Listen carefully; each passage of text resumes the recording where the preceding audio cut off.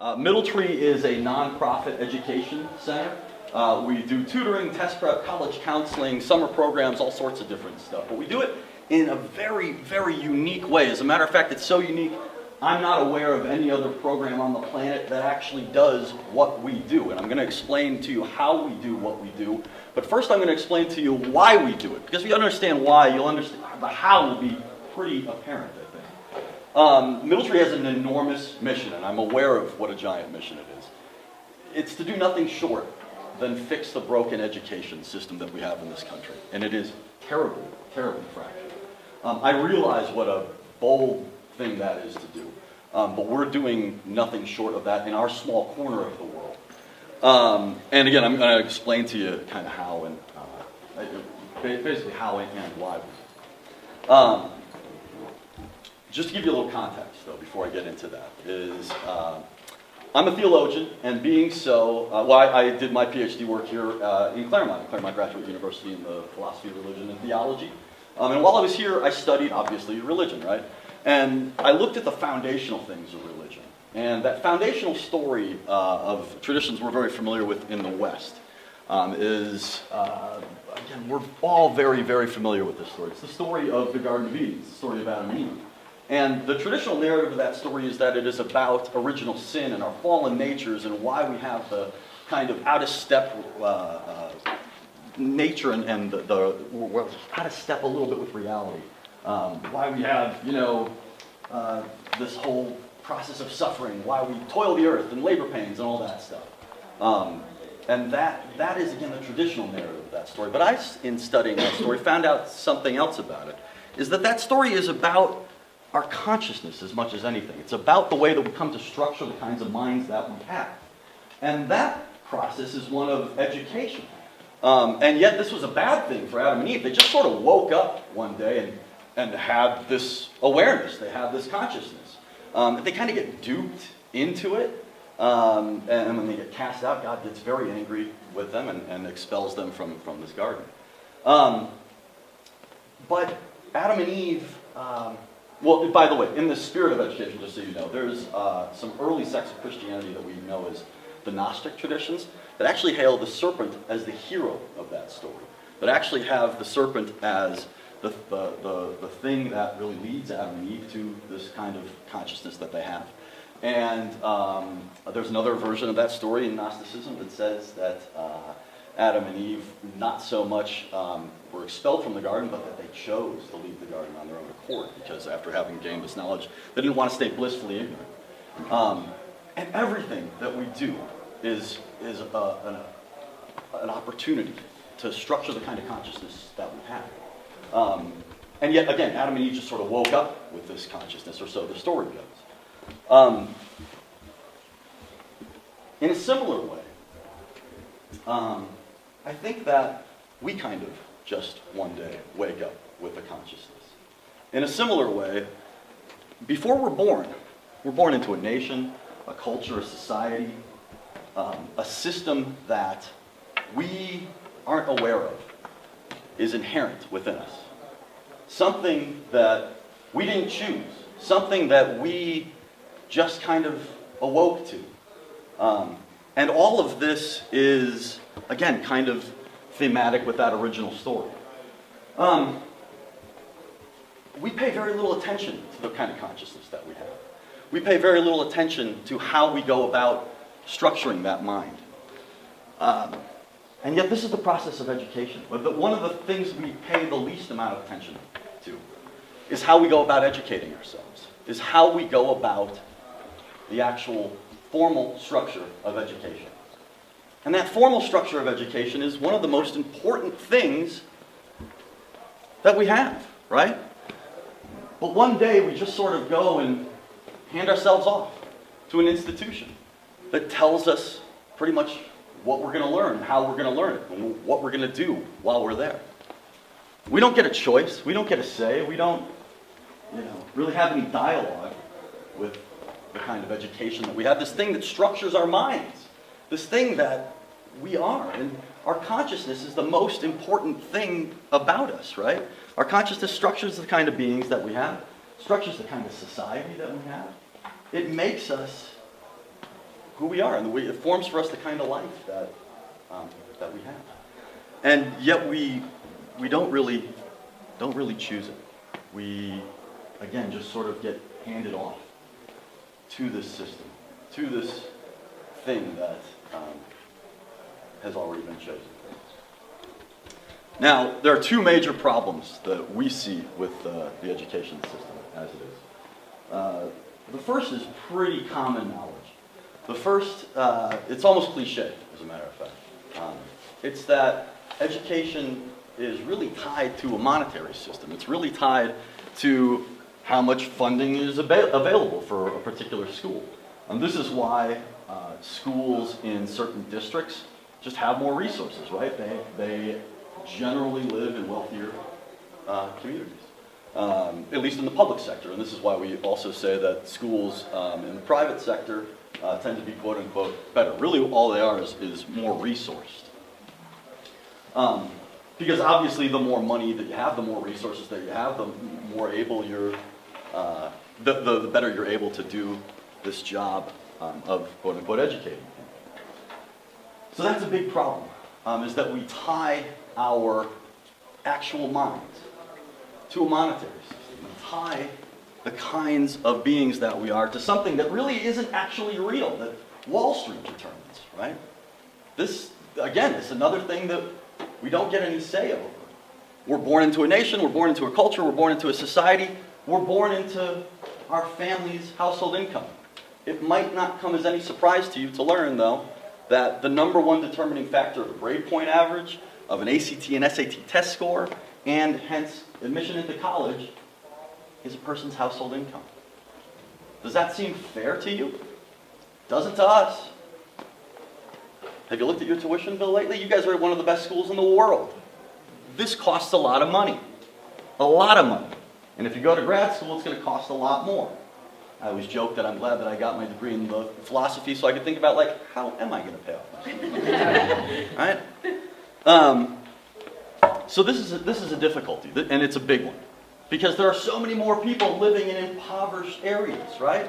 So many more, and yet all those people are just as able, if not more so, than folks who grow up in affluent ones, who have just naturally more resources. And not to say that the reason is because there's just more people there, right? So they're just going to be bound to having more potential there. We're all human beings. We all have generally the same capacity. It's just how that capacity is able to play itself out often. And how it's able to play itself out is often based on the ground that we lay for us. So that's a big problem. It's something that, again, we're all kind of aware of. There's another problem, though, with schools. And it's something that people don't talk about as much. And it's this. It's that formal education and the way we do schools, whether it's public, private, parochial, homeschool, whatever it might be, formal education is a system. And systems do one thing. They're there to obtain a result. That's what a system is. If you have a really good system, you'll get that result almost every time. It doesn't even matter who the user is, actually. Systems are great for building bridges, baking cakes, driving from here to downtown. I don't even have to be that good of a driver, right? You just sort of follow the road and it will get you there. But I contend that systems are horrible ways to get an education. Systems are not there for the user. In fact, the user has to adhere to the system. Again, that is what a system is, folks. You have to adhere to it. So we hand off our consciousness to this institution that's run by a system, that's governed by a monetary value. Right? This is what we do. We've all agreed to this. We're all complicit in this. Systems are all about obtaining results. We've all been in school. Right? We've all taken that class and gotten the grade on that test. And then forgotten everything about it. Why? Why? Because you didn't learn anything. Not really. And the goal wasn't necessarily just to educate you. The goal was to get a result. Yes, education was a part of that process. Sure. But that wasn't the only goal. Half of the goal was just to get you through it. Half of the goal was to get that result, to get the grade, to graduate, so that the schools could report those numbers and then again obtain other funding based on that. Schools promote rote memorization. They promote regurgitated memorization. That's how we've structured this system, right? It doesn't promote individuality. It doesn't do anything for the actual user. The user is almost secondary in the system, and the system can only kind of do the bulk of folks, right? I mean, there's one teacher. There's one teacher to so many students in public schools and in many private schools. This is a huge, huge problem as well. And all the money in the world can't solve it, because this is the way we've agreed to do it. This is how we've set up this whole happening. It's a system. And the system is there to obtain the result. But what if there was a place that allowed people both equal access to the education that they wanted, and then center that education solely around each and every individual? Almost like a, I don't know, human-centered design approach to education. That's what Middle Tree is. That's what we're doing. Middle Tree, as I mentioned, is a nonprofit supplemental education center. We do all subjects, all ages. We do it in two very unique ways. First of all, we make sure that anyone can afford to come to Middle Tree. So that's the first thing that we do. The second thing that we do, as it might not be any surprise to you if you've been paying attention, we don't have a system. We don't have a curriculum, we don't have a workbook, we don't have a Middle Tree method. We have individual students, and we structure our program precisely around each and every one of them. That's what we do. Except for that we do it in this very sleight of hand different way. That in itself, both of those things are unique. But then we do something else. We give people unlimited time to work. There is no other academic institution on this planet that I'm aware of that gives people unlimited time to work. Okay? So we give people the two things that they need most: time and money. Now, imagine if you had all the time that you needed to learn whatever it is that you needed to learn. You'd become pretty good at it, wouldn't you? Eventually, you could learn it at your own pace, in your own way. You would have some say into how you learn. Because when you really learn something, it does stick with you. How many times does it take to put your hand on a hot stove to learn? Don't do that. In a slightly different way, when you learn a language, it takes a little bit more time than maybe, figuring out not to put your hand on a stove. But when you learn a language, that sticks with you. It's kind of like, what's this saying? Riding a bike, right? When you learn something, it stays with you. And that's what we afford people, this opportunity. If they are there to just obtain a result, to obtain a grade, they can do that. That's fine with us. We're here to support the system for now.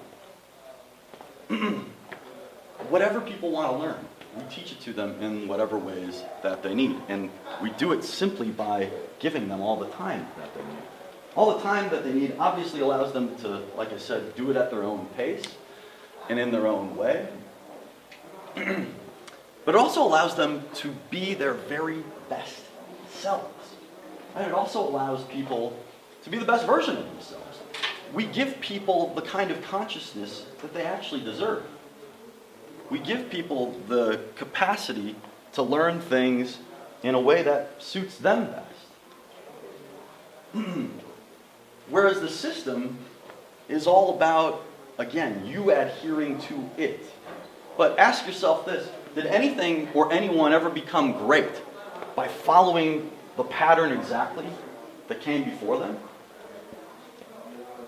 I'm not sure that it did, or anyone did. Greatness is achieved, individuality is achieved by stepping out of that shadow, by going beyond. This is the process of evolution, in fact. This is what it means to really be with something. And being with something is the only way to really interact with it and get an education. And I know I'm short on time. But let me just kind of conclude with this. That, again, when you give people what we're trying to do at Middle Tree, you put the responsibility back to people. You give people, again, that responsibility, that opportunity to structure their own minds. Maybe for the first time, maybe for the only time. And when you have that responsibility, you take back your being, you take back your consciousness. We see so many problems out there, and they can't be fixed with the kind of consciousness that we have currently. There's no problem that was created by a certain consciousness that can be solved by that same consciousness. It has to change. So, and oftentimes I think we look to a federal government, and we say, oh, the Secretary of Education, she's no good. But that doesn't really do all that much, is complaining about it and debating it. Yeah, it does something, but if you act locally, if you do what's right in front of you, then you can have an effect. And that's what we're trying to do. And we're doing that by, again, putting the responsibility of people's education back onto their shoulders. Because this is ours. This is our mind. Right? This is our consciousness. It's not somebody else's. No one should have to tell us what kind of mind we should have. But again, we've all been complicit in that happening up to now. And we know that if Middle Tree is supported in the right way, we can actually fix that. And like I said, we are very serious about fixing education as a whole. And we know that we can do it.